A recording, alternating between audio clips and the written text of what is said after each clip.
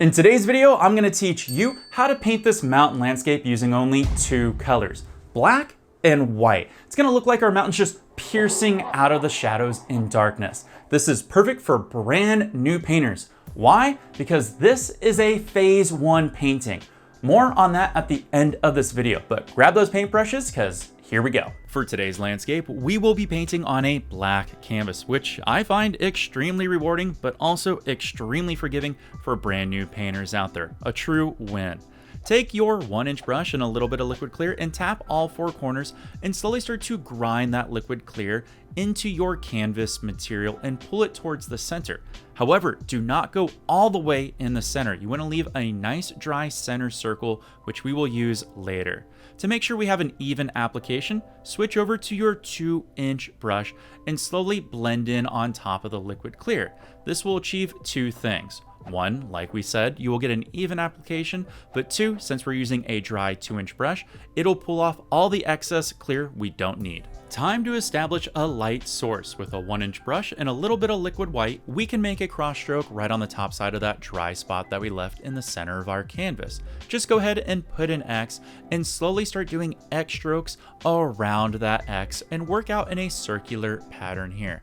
Don't go too fast. If you do go too fast, you'll pull your color too far out to the left and the right and to the top. We want to leave a nice dark side to where our light is only blooming and cascading so far within our landscape. With a clean and dry 2-inch brush, we can smooth out our light source and give it a little bit of a Moody feel. Just do some bigger, longer cross strokes in the middle of our white bloom, and then as you dissipate out to the outside edges, lighten up on the pressure here. This will allow the liquid white to mix with the liquid clear and dissipate out into the black, leaving you a nice stark contrast between your light source and, let's just say, the void of space around our landscape. Time for some fast and loose and simple clouds using a fan brush. I'm going to have my clouds kind of go in a general U shape at the top and then fade off to the left into the void of space. Gonna hold my fan brush like a wand and use the corner of the brush loaded with titanium white and be extremely fast and loose. The key to the clouds here is to keep that paintbrush moving. If you run out of paint, just flip it over. Remember to only concentrate on the outside edges of your cloud. We can fill in the cloud in a later step coming up, but just get the general shape of what you want. With a clean and dry 2-inch brush, we can start to build the body of our cloud using only the top bristles of the brush, doing small circular motions. The lighter you push here, the more defined your cloud will be.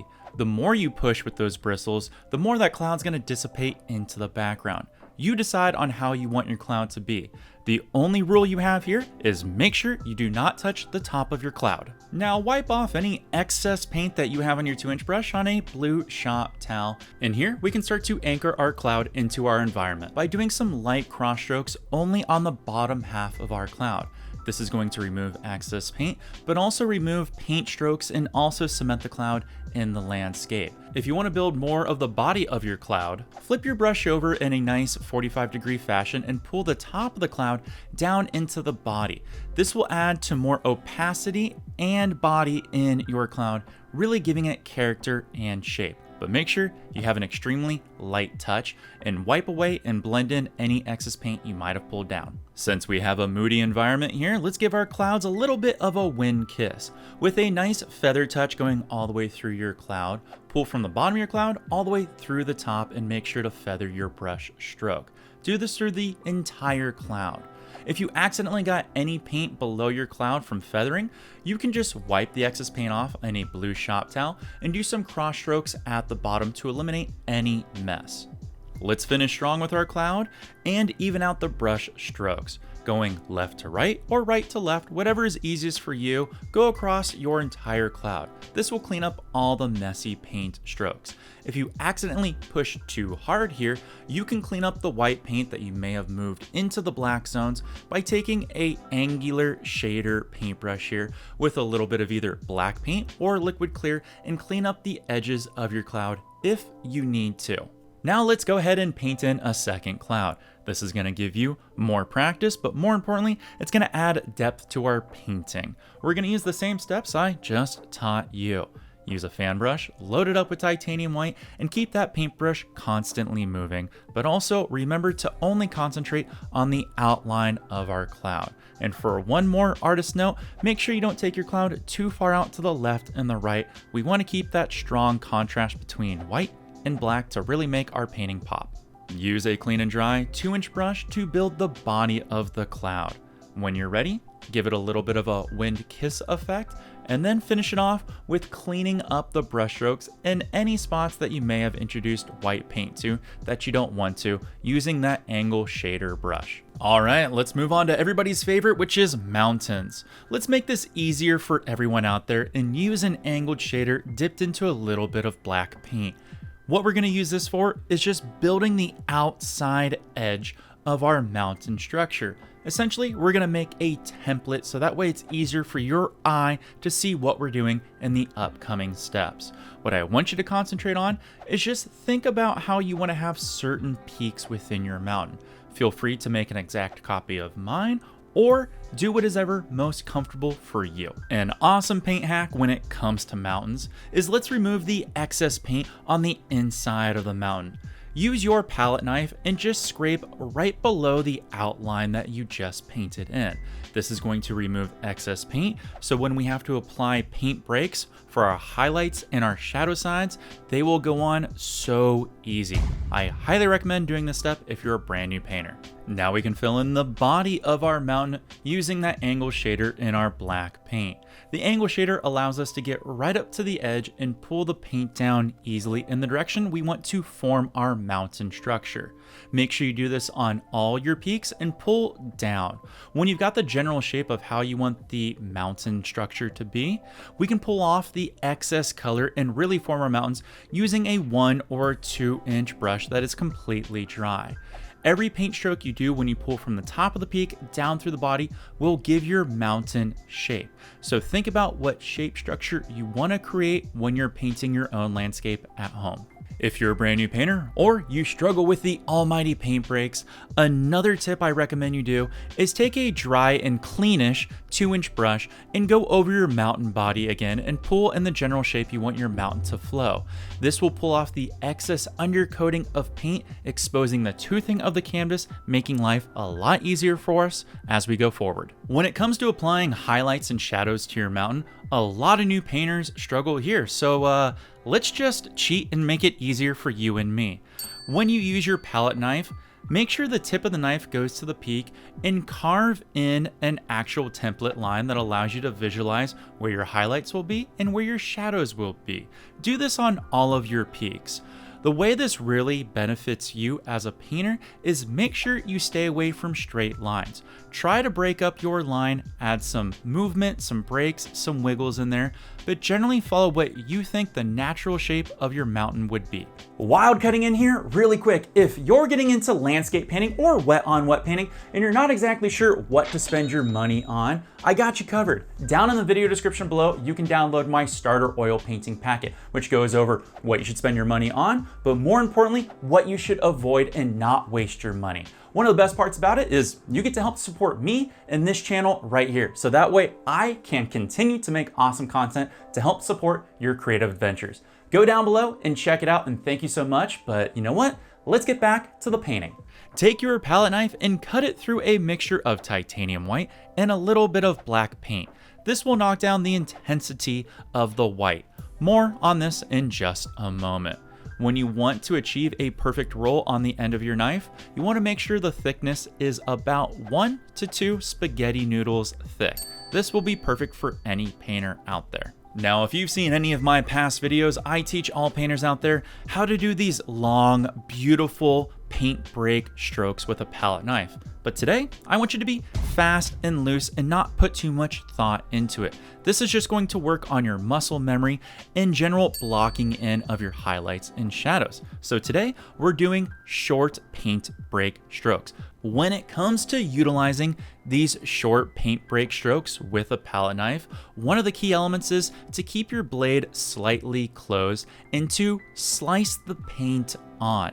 Since we exposed the toothing of the canvas, the paint on the palette knife is going to have a real easy time grabbing onto the canvas. And as you slice the blade across, the canvas will grab what it needs. And when you do the short strokes, you're allowing yourself more gaps, exposing the underside of that black paint to shine through, creating all these beautiful different textures. It's going to look like there's different peaks, valleys, stones, and all these different gaps in between your mountain, making this 2D element look more three-dimensional. Now, since we carved in the guideline, be sure to follow that guideline, but it's just a guideline. If you want to go more on one side or shorter on the other side, that's okay. As you start applying your highlights, you get to see more of your mountain, and it makes it easier for you as the artist to visualize where you need to take things. Another artist note I want to tell you about the short paint break strokes with a palette knife, yes, that is really hard for me to say, is you're going to go through more paint. So don't be afraid to reload your knife very often. You might reload it every few strokes, and that is quite okay. All right, time to add in the shadow side of our mountain, and this is gonna really pop since we're using black paint. Load it up the exact same way you did your highlight side. Wherever you added a highlight, we wanna add a contrasting shadow. Follow the angle of the mountain or follow the angle of the template that you laid out. Now remember, we're gonna do fast, loose, short strokes. It's okay if you don't get exactly what you want on the first pass. We can go back and add more. I do it all the time, but generally it's best to add a few paint break strokes here, step back and look at it from a distance and see what you need to improve, refine, or add. Now, if your palette knife accidentally grabs any of your highlight side and pulls it onto your shadow side, that's 100% a-okay. In fact, that's actually gonna add to the depth, which you'll see more later on in this tutorial of how I utilize that to make our mountain look a little more three-dimensional. Now we can move on to shaping and dissipating the base of our mountain. And this is really easy to do with a 2-inch brush. Lightly tap the base of the mountain with all the bristles and have them bend slightly. This will create a nice misty layer at the base of your mountain, pushing your mountain even further back. The more you tap, the more it's going to blend into the background. Remember that when you're trying to build depth within your mountain. The furthest peaks should be more dissipated, while the closer peaks should be less dissipated because they'll have slightly more detail. This is how you create the illusion of depth within your painting. Let's take that misty layer that we just created and naturally blend it in to the background. Take a clean and dry 2-inch brush and do feather strokes from the back of the landscape painting all the way up into the mountain. The further up you take it, the more you're going to push that mountain peak back. The lighter you go with the brush stroke and the less you go up the mountain, the more detail it's going to have. Again, lending itself to depth within the painting, which is what you want. If you accidentally pull any of the white paint down into the bottom of the landscape or in spots you kind of don't want it, just do a couple cross strokes and blend it into the background, or just put a little bit of black paint on top and blend it in. If you got a little overzealous or perhaps too excited with your blending and you accidentally pulled some white or gray paint down below your mountain that you don't like, it's easy to fix, trust me. With a 1-inch or a 2-inch brush dipped into a little bit of black paint, just blend it out. That is one of the cool things about oil paint, is it's extremely easy to correct mistakes. Now, you don't have to do this step, but I personally love adding just a slight bit of highlight on my shadow side. Almost like light skipped over and jumped across the peak and hit some certain spots on the other side. To me, I feel like this gives more of a three-dimensional shape and a more realistic approach, but if you want a strong contrast between your highlight side and your shadow side, you can skip this step here if you want to, but I say go ahead and give it a try. Now remember earlier when I talked about our highlight side being a mixture of titanium white and a little bit of black to knock down the intensity? The reason we did that is because we're going to now add specular highlights on top of our snow here, which is going to be pure titanium. Now it's going to be a little hard to see on camera, but you want to think about where your light would strike and kiss your mountain peaks on the highlight side. These specular highlights are going to give it just that little extra bit of extra character and depth, really making your mountain pop. The trick to specular highlights is don't overdo it. Now here is a tip I don't hear a lot of YouTube artists talk about, but me, I'm gonna bring it to your attention. If there's something about your mountain or landscape you're not liking at this part, perhaps it's not up to your standards or something is slightly wonky, now is a great time to make corrections and fixes. Since we haven't progressed too far, now is a perfect time. If you want to make additions or fixes to your highlight or shadow side, go ahead and do it. Perhaps the base of your mountain or the shape of it's not looking well, reblend in what you want or dissipate and blend it out.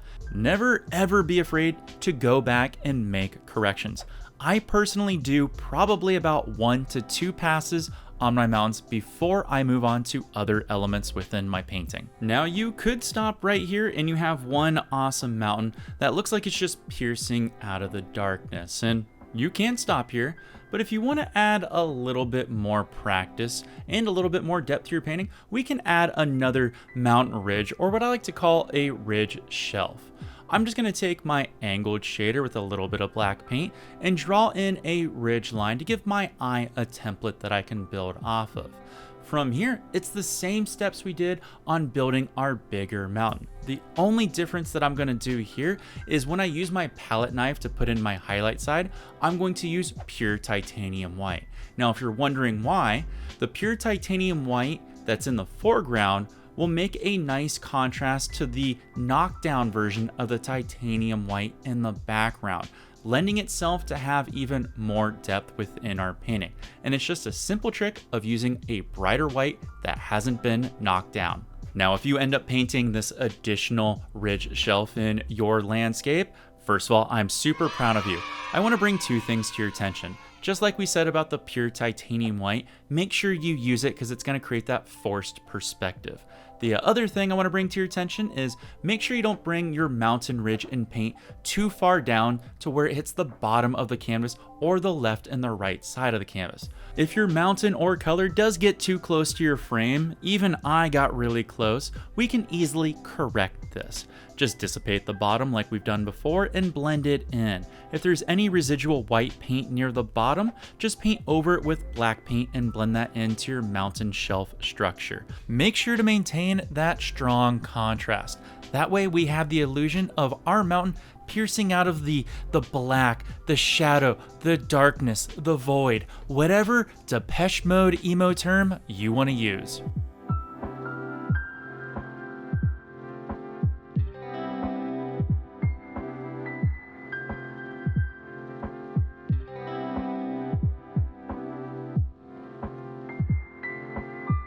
This right here is one of the best oil painting mountain tutorials for beginners you're gonna find on YouTube. Since it's a limited palette, it limits the mistakes you can make as a brand new painter. It's also extremely budget friendly since we're using 2 colors, that black and white. And using black and white is gonna challenge you to make your 2-dimensional shape more 3-dimensional.